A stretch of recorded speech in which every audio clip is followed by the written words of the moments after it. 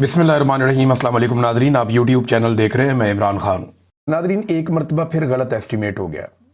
ये एक्चुअली पाकिस्तान की military establishment का गलत एस्टीमेट है जो पाकिस्तान की मिलिट्री एस्टेब्लिशमेंट को इस गहराई तक ले आया।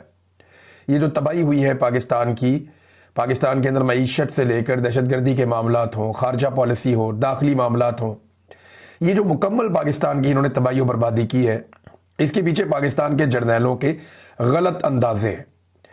2022 में जब ये रिजीम चेंज ऑपरेशन कर रहे थे तो इन्होंने गलत अंदाजा लगाया कि इमरान खान को घर भेजेंगे, लोग मिठाइयां बांटेंगे, हम इंजॉय करेंगे।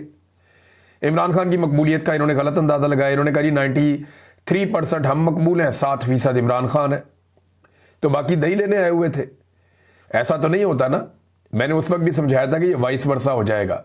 वो लोग आज भी जिंदा है और मेरी बात सुन रहे होंगे और उन्हें मेरी बात याद भी आ रही होगी जब मैंने उन्हें यह कहा था कि ये पंगा नहीं करना आपने, बल्कि सामने बिठाकर समझाया था, 6 घंटे समझाया था कि ये मत करना। उल्टा मुझे समझा रहे थे कि नहीं नहीं हमारे साथ मिल जाए, बड़ा फायदा होगा, मुनाफा होगा, ये होगा वो होगा।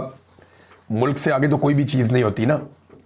तो अब ये नादरीन जो एक खौफ फैलाने का एस्टीमेट DGISPR की प्रेस कॉन्फ्रेंस के साथ जोड़ा गया था कि DGISPR आएंगे, आकर बहुत जोर से बोलेंगे, ऊंची ऊंची चिल्लाएंगे, मुतनाज़े अल्फाज बोलेंगे, खुलकर सियासत करेंगे और उसके बाद लोग डर जाएंगे, वो नहीं हुआ।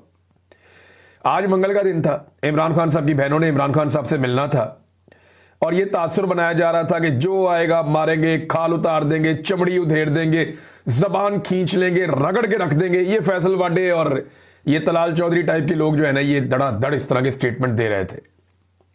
उल्टा फैसल वाडा साहब ने अपना नाम ही बदलवा दिया। वो PTI वाले उन्हें टॉमी कह के बुलाते हैं। अब कितनी ज्यादती है, लेकिन फैसल वाडा को आप PTI वाले टॉमी कह के बुलाते हैं। फैसल वाडा ने यह खेल शुरू किया था, उन्होंने उठा के उन्हीं पे डाल दिया। बल्कि फैसल वाडा के हवाले से नए नारे भी बन गए हैं, आगे चल के बताता हूं मैं आपको।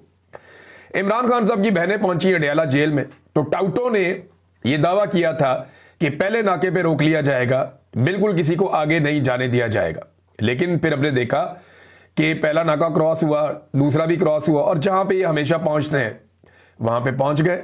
इमरान खान साहब की बहनें भी और पाकिस्तान तहरीक इंसाफ के कारकुन भी बड़ी तादाद में आ गए। इनमें अरकान असेंबली भी हैं और टिकट होल्डर्स भी हैं। सलमान अकरम राजा भी हैं।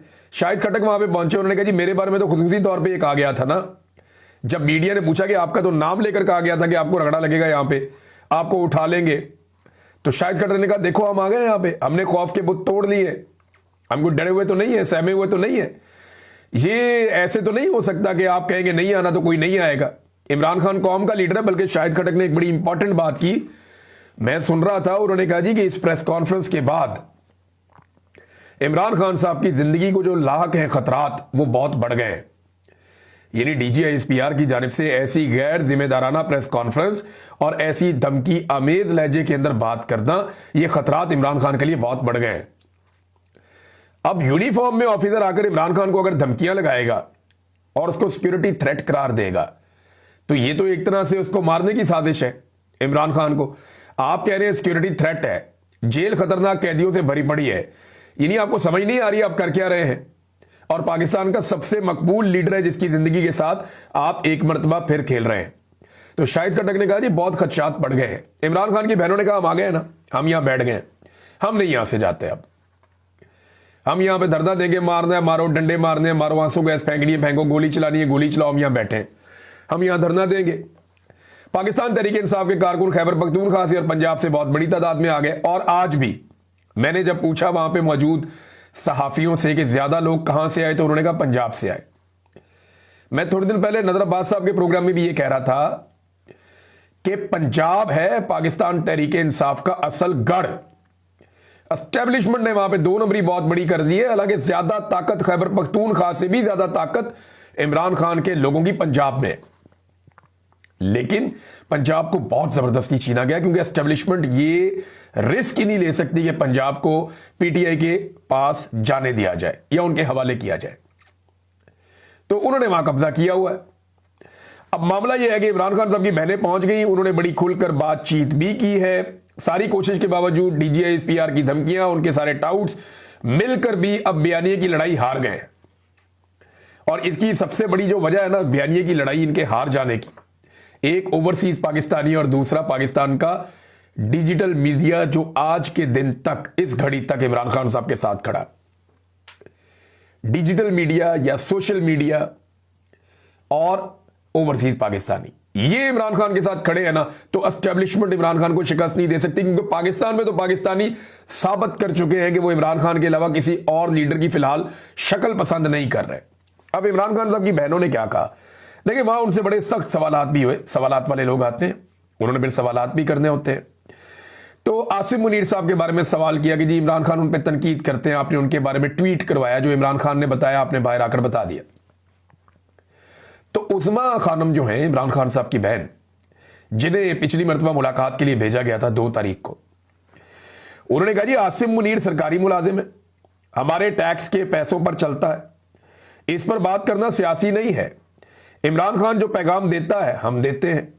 ये उस्मा खानम ने कहा कि जी इमरान खान हमें जो कहता है हम कह देते हैं, ये कौन सा सियासी आदमी है, सरकारी मुलाजिम है, हमारे टैक्स के पैसे पे चलता है, तो इसके ऊपर तनकीद करने का क्या मसला है, इमरान खान हमें जो कहता है हम बाहर आकर कह देते हैं।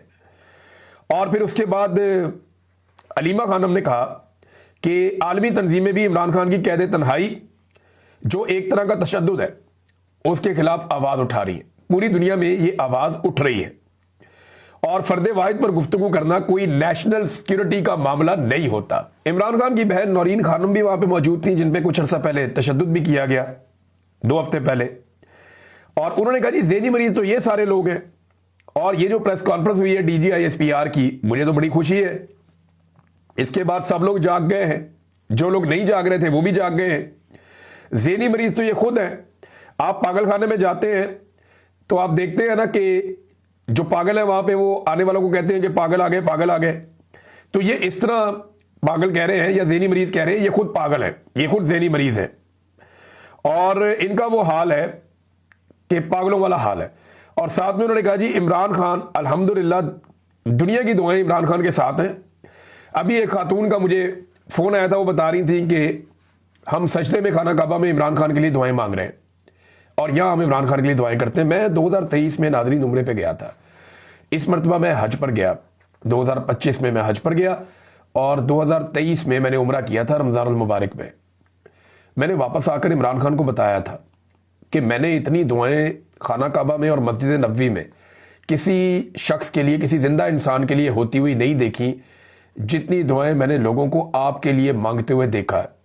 ये 2023 के शुरू की बात है, मैंने इमरान खान को बताया था। और अभी जब मैं हज पे गया हूं तो इतनी लोग झोलियां उठाकर किसी के लिए दुआएं नहीं कर रहे थे जितनी इमरान खान के लिए कर रहे थे। और हत्ता कि मैंने देखा कि जो मौजूदा निज़ाम के इस वक्त पाकिस्तान में काबिज हैं, जो लोग सियासी हुक्मरान हैं और ये जो अस्करी क़यादत है, इनको लोग झोलियां उठाकर बदुआएं दे रहे थे कि इन्होंने पाकिस्तान का बेड़ा गर्क करके रख दिया।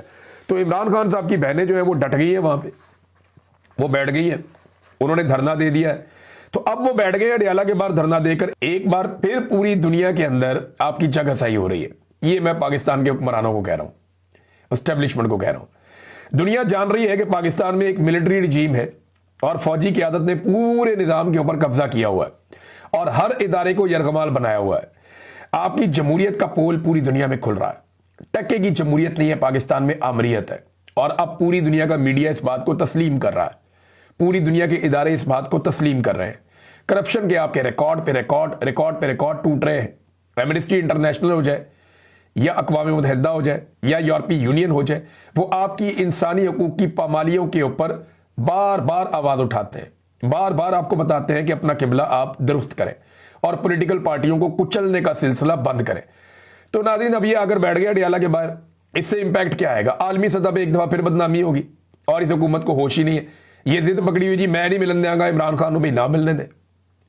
ये आवाज़ तो पूरी दुनिया में जा रही है ना, सबको पता चल रहा है कि इमरान खान के साथ जुल्म हो रहा है और हर जालिम को जुल्म का जवाब तो एक दिन देना पड़ेगा, ये तो होगा। ऐसा नहीं हो सकता कि ऐसे ही जान छूट जाए। ये इमरान खान ने बाहर भी आना है, हालात ने बदलना भी है, और जो सवालात आज अवाम के दिमाग में हैं, लोग आज नहीं तो कल वो इनका जवाब लेंगे। तो अब इंटरनेशनली एक बड़ी तकलीफ दे सूरत हाल पैदा हो जाती है। लेकिन यहां पे एक चीज और है जो मैं आपके साथ नाज़रीन शेयर करना चाहता हूं।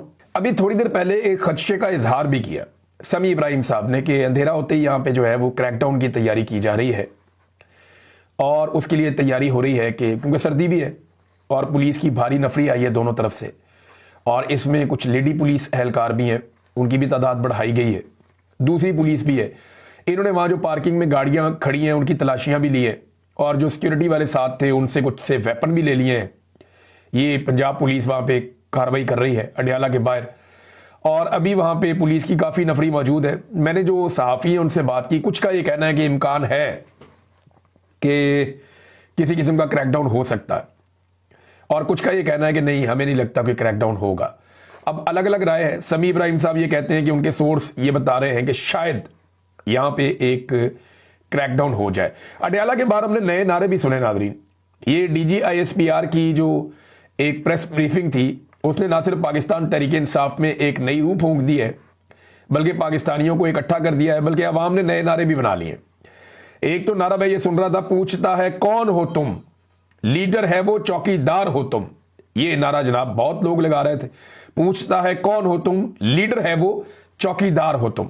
एक और नारा जो है वो फैसलवाडा के बारे में, डीजी ने एक कुत्ता पाला, फैसलवाडा फैसलवाडा। डीजी साहब का देखें, मैं अपनी खबर आपको दे देता हूं कि डीजी साहब का फैसलवाडा साहब से कोई ऐसा ताल्लुक नहीं है। ये जो आप कह रहे हैं कि डीजी ने एक कुत्ता पाला, फैसलवाडा फैसलवाडा, तो ये जो कुत्ता फैसलवाडा को आप कह रहे हैं, कुत्ता फैसलवाडा को नहीं कहना चाहिए। फैसलवाडा एक इंसान है, वो कुत्ता नहीं है, उसे कुत्ता नहीं कहना चाहिए, और मैं इसकी मजम्मत करता हूँ। और दूसरी बात यह है कि फैसलवाडा के ताल्लुका DGISPR से नहीं, वो एक और जगह पे है मेरी इत्तला के मुताबिक, और वो भी कोई इतनी बुलंदो बांग जगह पे नहीं है, बस मुनासिब ताल्लुकात हैं, और मैंने उसके बारे में कुछ वाक़यात सुन रखे हैं, फिर कभी आपके साथ शेयर करेंगे। इंतज़ार करेंगे कि फैसलवाडा साहब इसके ऊपर किस किस्म की बातचीत करते हैं। अब नाजरीन, जो वकला की आदत है वो भी अब खुलकर सामने आना शुरू हो गई है। वकला को इस बात की समझ आ गई कि पाकिस्तान में तो अदलिया का वजूद ही खत्म हो गया है, और ये जो एक दो और एक्टिविटीज़ करने जा रहे हैं, 28वीं आईनी तरमीम, उसके बाद तो सिर्फ एग्जीक्यूटिव बच जाएगा, अदलिया तो ख़त्म हो जाएगी। यानी जजों के सारे इख्तियारात लेकर वो भी एग्जीक्यूटिव के पास, यानी एस्टेब्लिशमेंट के पास ही चले जाएंगे। और वैसे भी रबड़ स्टंप किस्म की असेंबली मौजूद है, उसी तरह की अदलिया मौजूद है। हामिद खान साहब तो यहां तक कह रहे थे कि एक सूबेदार को फोन करके आईनी अदालत के सरबराह जस्टिस अमीनुद्दीन खान पूछा करेंगे, जनाब बताएं फैसला क्या देना है, और फैसले इस तरह हुआ करेंगे। अब हामिद खान साहब जो नॉर्मली नरम हुआ आदमी है, मैं उनके स्टेटमेंट पढ़ रहा था और हैरान हो रहा था। बड़े दबंग और बड़े सख्त स्टेटमेंट उन्होंने दिए हैं। उन्होंने कहा ये गैर आईनी अदालतें हैं, इन अदालतों के जजेस GHQ के हुक्म पर चलते हैं, ये जजेस गद्दार हैं, ये जजेस कौमी मुजरिम है। इस किस्म की बातें हामिद खान साहब कर रहे हैं। और फिर इमरान खान साहब के बारे में जो DGISPR ने एक प्रेस कॉन्फ्रेंस की, उसके ऊपर हामिद खान साहब ने बड़ा सख्त रद्द अमल दिया। उन्होंने कहा जी कि एक आदमी कौमी हीरो है, और कौमी हीरो को एक आदमी गद्दार कह रहा है। क्या तेरे मुंह से यह बात सचती है? तुम बैठकर सियासत कर रहे हो? ये प्रेस ब्रीफिंग पाकिस्तान की तारीख की बदतरीन ब्रीफिंग थी। ये हामिद खान ने DGISPR को बड़ा सख्त जवाब दिया। बल्कि ये जवाब अगर आप सुनना चाहें तो मैं आपको सुना भी देता हूं। एक सेकंड जरा मैं आपको ये जवाब सुनाता हूं हामिद खान साहब का, किस तरीके से उन्होंने ये बात की, ये सुने। यानी एक आदमी बैठ के एक कौमी हीरो को गद्दार कह रहा, यानी तेरे मुंह से ये बात सच्ची है? तू बैठ के सियासत कर रहा है, तू उनको बुरा भला कह रहा। तब जो था ये पाकिस्तान की तारीख की बदतरीन ब्रीफिंग थी प्रेस की, जो कि एक किसी मजलिस जनरल किसी ने की है। क्योंकि परसों उनका नोटिफिकेशन हो गया, अब वो अपने आप अपनी असलियत में बाहर आ गए, तो कोई घबराने की जरूरत नहीं। हमारा पाकिस्तान को बचाना पहला फर्ज है, हमारा अपने इस मुल्क के आइन को बचाना, बगैर आइन के मुल्क नहीं चला करते। तो वो ये कह रहे हैं जी कि ये क्योंकि इनका नोटिफिकेशन हो गया तो उसके बाद ये अपनी असलियत पे बाहर आ गए, ये उन्होंने कहा। रबिया बाजवा साहिबा, मैं इनका बड़ा मोतरिफ हूँ हमेशा से। मुझे ऐसा लगता है इनके अंदर, मुझे जैसे आसमा जहांगीर की एक लंबी एफर्ट थी पाकिस्तान में आज़ादी इज़हार राय के लिए, रूल ऑफ लॉ के लिए, ऐसे मुझे रबिया बाजवा साहिबा में वो नज़र आता। और मैं जब देखता हूँ बड़ा खुलकर वो बात करती हैं, बड़ा खुलकर वो सपोर्ट करती हैं। जिस दौर में कोई भी नहीं बोल पा रहा था, उस दौर में भी इनको खामोश नहीं करवाया जा सका। बड़ी मुतहर्रिक वकील भी हैं, वकील रहनुमा हैं। तो उन्होंने ये कहा कि अब पाकिस्तान के अवाम और इदारे आमने सामने खड़े हैं। DGISPR ने जब कहा कि जेल में कैद एक शख्स, तो मुझे बहुत तकलीफ हुई। आपकी वो रविश जो हुसैन शहीद सोहरवर्दी से चली आ रही है, जिसने फातिमा जिन्ना को गद्दार कहा, भुट्टो को गद्दार कहा, वली खान को गद्दार कहा। जो जबान आपने इमरान खान के बारे में इस्तेमाल की है, मैं इसकी मजम्मत करती हूं और हमें यह कबूल नहीं है कि एक शख्स जिसका ताल्लुक किसी इदारे से हो अवाम और इसके नुमाइंदों की तज़हीक करे। रबिया बाजवा। नाज़रीन, पाकिस्तान में यह बात तो बिल्कुल ठीक है कि सेलेक्टिव जस्टिस ही चलता है, वैसे पाकिस्तान में इंसाफ नहीं है। इसकी मैं एक मिसाल आपको देता हूं। ये 2 सेब चोरी हो गए, कोई एक हैंड वॉश चोरी हो गया तो मुकदमा करके पुलिस जनाब तफ्तीशें कर रही है। उधर 2 बेटियां कत्ल हो गई, जज के बेटे ने गाड़ी के नीचे दे के मार दी। 2 दिन के अंदर पूरे निजाम ने मिलकर सुलह करवा दी और उस जज के बारे में ना पार्लियामेंट ने नोटिस लिया, ना सदर ने नोटिस लिया, ना वजीर आजम ने नोटिस लिया, ना चीफ जस्टिस ने नोटिस लिया, ना आईनी अदालत ने नोटिस लिया, ना ही उसकी अपनी अदालत के चीफ जस्टिस ने नोटिस लिया। किसी ने कोई बात ही नहीं की।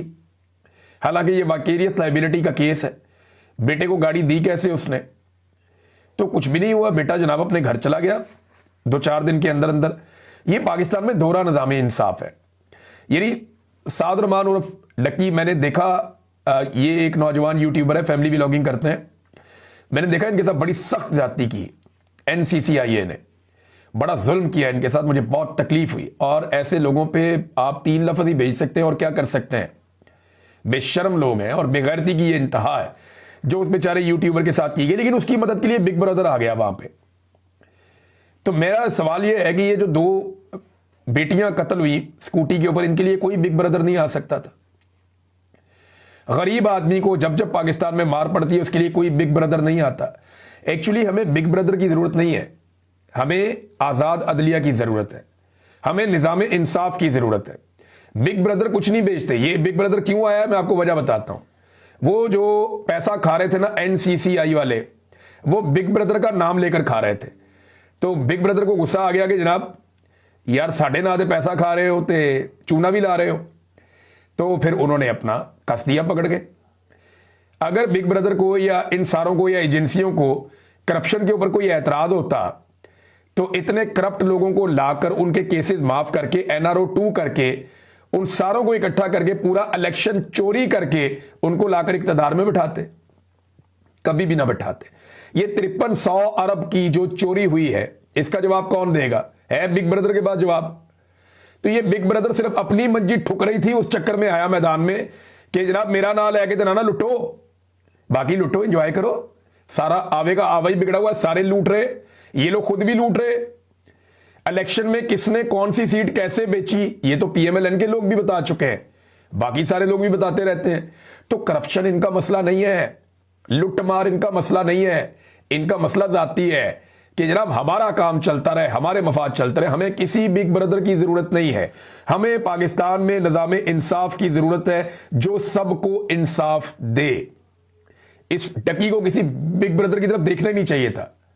अदालत से इसको पहले दिन इंसाफ मिलना चाहिए था। भाई किस बात का रिमांड, क्या चाहिए तुम्हें इससे, क्या चाहिए इससे? ये आदमी खड़ा है, इसने हर चीज तुम्हें दे दी है, और क्या चाहिए? जिस एप्लीकेशन के ऊपर तुम इसको उठा के रगड़ा दे रहे हो वो तो पाकिस्तान के PCB उसके अंदर बाकायदा बाकी सारे मुलव्वस हैं। तुम उठा के इस आम आदमी को रगड़ा दे रहे हो, बड़े बड़े लोगों को तुम हाथ नहीं डालते। तो वो सिर्फ पैसा वैसा लोग लुटमार कर रहे थे और उसमें बिग ब्रदर सिर्फ अपनी स्किन सेव करने के लिए आया। कोई एहसान नहीं है किसी के ऊपर। अगर तो वाकई बिग ब्रदर को करप्शन नापसंद होती तो ये सारे करप्ट अनासर लाकर अभी इक्तदार में ना बिठाए जाते। कोई करप्शन नापसंद नहीं है, करप्शन इनका मसला ही नहीं है। ये इमरान खान साहब बहुत पहले पहचान के कह चुके हैं जब रिजीम चेंज ऑपरेशन हो रहा था। अब तक के लिए इतने, अपना ख्याल रखिएगा, अपने चैनल का भी। अल्लाह हाफिज।